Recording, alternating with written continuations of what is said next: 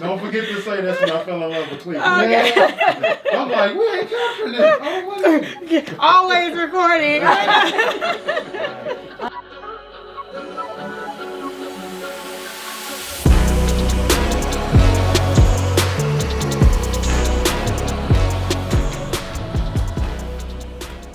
My name is Nwaka Onwusa, and I am the Chief Curator and Vice President here at the Rock and Roll Hall of Fame. And can you tell me exactly what a Chief Curator is, what your position is? Gosh, okay, that is such a loaded question, but what a Chief Curator is,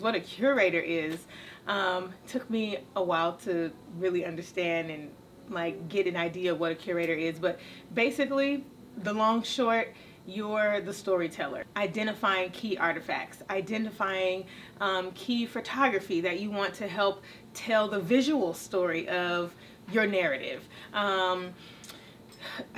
Audio-visual components, there's writing involved, there's insurance, there's legal stuff involved. Everything you can absolutely think of is a part of the curating process. And there's so much, and obviously it can be as big or as small, and it's based on the square footage of your show. So the Chief Curator is the one who's responsible for the blanket of all of that, the text, the photography, the video, the licensing. Making sure the artifacts arrive on time, connecting our collections team with the right folks. It all starts with the curator, and that idea is what's planted to the rest of the team. So that's what I get to do. I'm a storyteller. I'm a curator. I love that. So, but this isn't like your first time doing this. You used to work at the Grammy Museum. Yes. Tell me a little bit about that. Cool. So, being at the Rock and Roll Hall of Fame is really exciting. Before I got here, I started my journey at the Grammy Museum in Los Angeles, California, and that's where I'm from, born and raised. And it was an amazing experience. These institutions like the Grammy Museum, like the Rock and Roll Hall of Fame, are really beautiful places that house our historical and musical content. Our musical DNA is archived here. Sure, you can have your archive at home, but museums like that make those stories, those exhibits, much more tangible to the visitor. And so being at the Grammy Museum, I learned so much about music, about artists who I thought I knew about, and it's you don't know everything. That's the beautiful thing about being in any career. And that's what excites me. That's what drives me, is what am I going to learn out of this? What is today going to teach me? What is this exhibit going to teach me? So I got a chance to touch on not only the genres that I love day to day, listening to hip hop, listening to R&B, jazz, whatever it might be, classical music. I got to explore so many different genres of different languages that I don't even speak or understand, but it's the messages in the music that connect us all. And that's what I learned at the Grammy Museum in a nutshell. It's just broad music appreciation and a respect for the craft and what music museums mean to our society today. So you started this position at the Rock Hall back in 2019, fall of 2019. And then all of a sudden 2020 happens. 2020 happens. And the pandemic spreads across the world. And it hits everywhere, including Cleveland, but yet you're still here, you're still, thriving, and you're still making your mark. Can you tell me a little bit about what allowed you to, stay strong and stay focused as, we were experiencing such an unprecedented time? Gosh, that's what we've all definitely been going through, how to get through during a pandemic. How do we make it through? And I am so grateful I moved here when I did. I'm grateful for 2019. I'm also grateful for 2020 because, like you said, there have been blessings. It's been good and bad and ugly. But being in Cleveland at the time that I got here in 2019, it truly showed me I had a full scope of the year. So I moved here January 4th, 2019, with no furniture, nothing, just my books and my notes and my clothes and shoes. And, getting to the city, watching the season change, coming from LA, it's rain or hot. And that's it's those two things.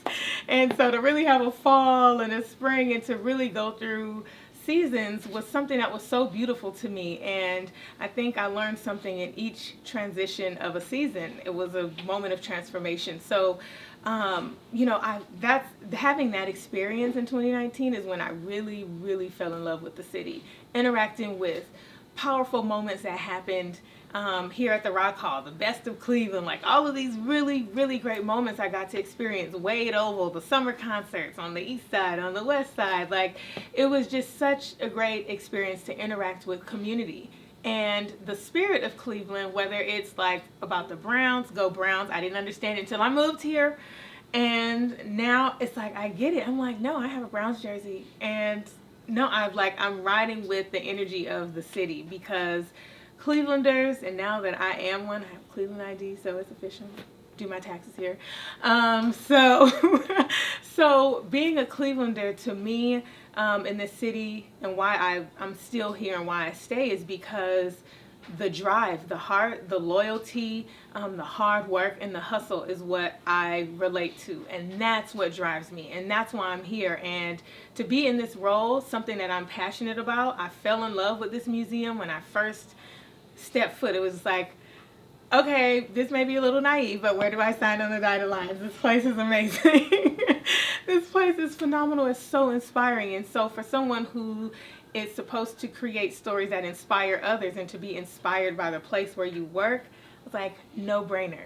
Then to feel that energy translated not only with beyond my job, because it has to be a level of balance. You gotta find the joys in where you are. And I didn't do all this research on Cleveland, so I was like, I'm just gonna fall in love with it as the city gives itself to me. And every single day has been absolutely amazing. So that's why I'm here. It's the music that keeps me here, and it truly is the spirit of Cleveland. It's powerful. It's powerful awesome. drive. That's awesome. So you mentioned how you've had a lot of experiences, and I was creeping through your Instagram page, and I saw all the different people that you met, Yes. Including the Obamas while they were still in the White House. Yes. But it's funny because you also have something somewhat in common with them in the fact that Kamala Harris, who is the first of so many things, is now the Vice President of the United States. But you're also, a vice president of your position, and you guys almost kind of came in around the same time. So what is that like? Like, what does that mean to you to know that you share such close similarities with Kamala? Oh my God. I love that question, and that's so dope to even think that. Like, and definitely I've thought it, because it's just, I think just having an opportunity to trailblaze and really be in a space where it's like, wow, okay, no, I'm the first chief curator, Black female chief curator here. Like, that's who I am. That's what I've worked for. That's what I worked so hard for. And sure, there was a moment I'm still in awe of it, but it's like, you got to get down and get to it and get to work. And that's what I draw upon from Kamala Harris. I mean, she's, a West Coaster too. We wear our chucks. We're out here. I mean, she's just such an inspiration.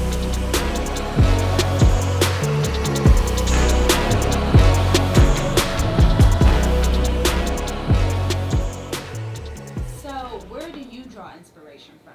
Music. So I draw my inspiration from music. It's definitely something that is a part of me every single day. Whether I don't restrict myself to genre, but I find inspiration in music, and definitely gospel music. I mean, like I think I said this earlier, I grew up in the church, so my inspirations definitely come from gospel or contemporary inspirational music or just instrumental music. I'm finding my mood in that too. So that's very inspiring, and definitely watching documentaries, and that's an inspiration.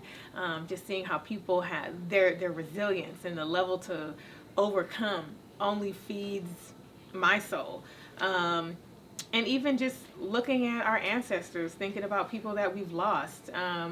This is a big part of Black culture, and not looking upon the dead in a negative way, but drawing from their strength in a positive way. And we just recently lost Cicely Tyson. So, pulling from her strength, pulling from her, her resilience, her gifts, and how fearless she was. You know, we're ladies with shortcuts. Like, she's an inspiration to me. Like, why even cut my hair?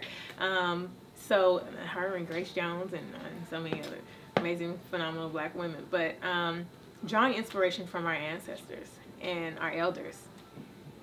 And speaking of culture, we were talking a little bit earlier about how you are Nigerian. Yeah.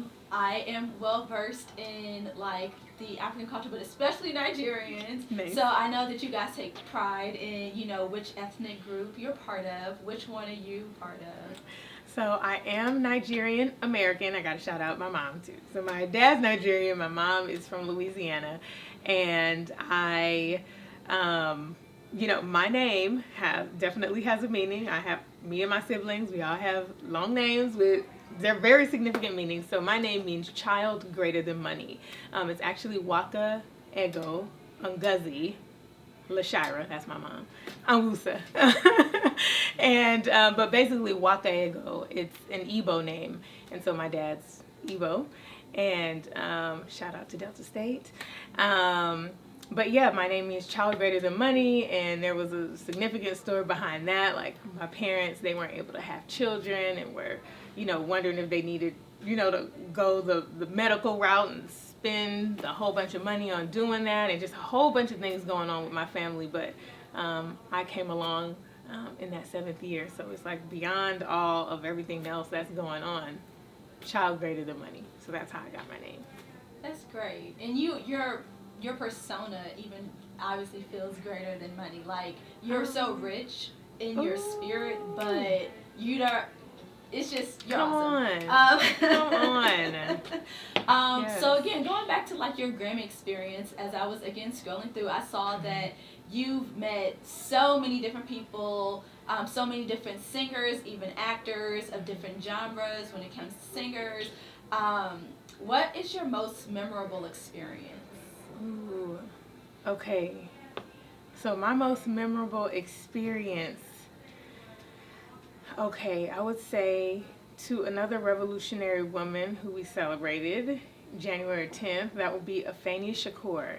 I got a chance to meet Afeni, and I had the huge honor to curate an exhibit on her son, the late Tupac Amaru Shakur, at the Grammy Museum. And it was just such a phenomenal experience to like see his notebooks and really like touch on his collection and like just really get to experience that. And the day that we opened the exhibit, I got to walk Miss Afeni Shakur through, and that was just so phenomenal. I mean, she held my hand, she grabbed my hand and squeezed it and was like, Pocky would be really proud. Like, this is amazing. And so that, we exchanged words, and that was like, damn, from a revolutionary, like this woman, like we all look up to. So I will always remember and cherish that moment. I will also have to say another memorable moment is definitely meeting the Obamas. Like, I feel like I willed that whole thing. I didn't know how that was going to happen or when it was going to happen. It was just like, God, I would love to meet, like, and work with, and I was just very intentional, and I wrote this down in my journal. Like, I keep a journal and I write daily, and I wrote that in there. And then like a couple of years later, it was like, oh my God, I am at the White House. I'm in the White House, and Michelle and Barack are right here.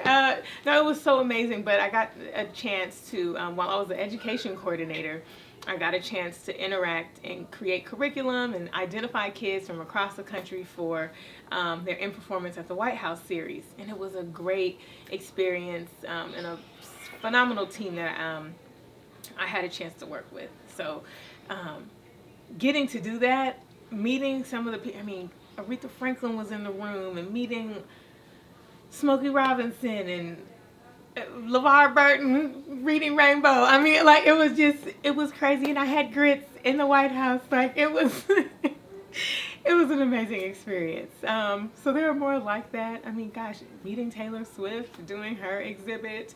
I mean, there's just tons of phenomenal moments, but those will be my highlights. How would you describe yourself? How would I describe myself? Okay, I would describe myself as definitely very passionate. I mean, my passion can be taken a whole lot of ways, but I'm passionate.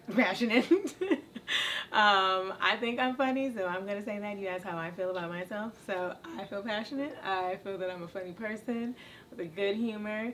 I believe that I'm a strong and hard worker, obsessed with doing a good job. I think work ethic, definitely learned that from my parents and seeing them just hustle and grind and going to work with them. I love that these kids are here, like, shadowing their dad. Like, that is so dope. Like, my mom used to be she used to be an interior decorator and a florist. So we had a flower shop and all this stuff, and that was my first job. And she would dress windows for this guy named Mr. Haley in Compton. And so we would go with her and, like, hold the tape and, like, hold the baskets, and, like, she would get in the window and do this and, like, hey, how does this look? Like, hey, you got eyes, how does it look? Like, speak up. How does it look? So I was curating, and I didn't even know, like, we're dressing windows, and I'm doing, I mean, and sure, I'm not trying to dumb it down, like, by any of this craft in what we're doing here, but, like, hey, this should go here, move that there, turn this way. And I learned that from my mom. She arranged flowers, and it was like, get in here, I got a wedding to do, like, I'm gonna need you to get these flowers in here. Look, this is what you do. Put the oasis in there, tape it down, put some water in here. I'm gonna need Father, Son, Holy Spirit. I'm gonna need you to do the bottom, middle, and the top. Like, and she had a whole formula, and I follow that. And it's like, there's pillars in everything. Like, there's pillars to hip hop. There's pillars to what rock and roll is. Like, there's pillars to what you do. And it's like, dang, now that I'm in this role, in this position, I look back at all of that, and it's like, damn, that helped me to be who I am right now. So that is so cool. That's so awesome. Anyway, Well, I think we're at time. Cool. Thank you. Yeah. That was awesome.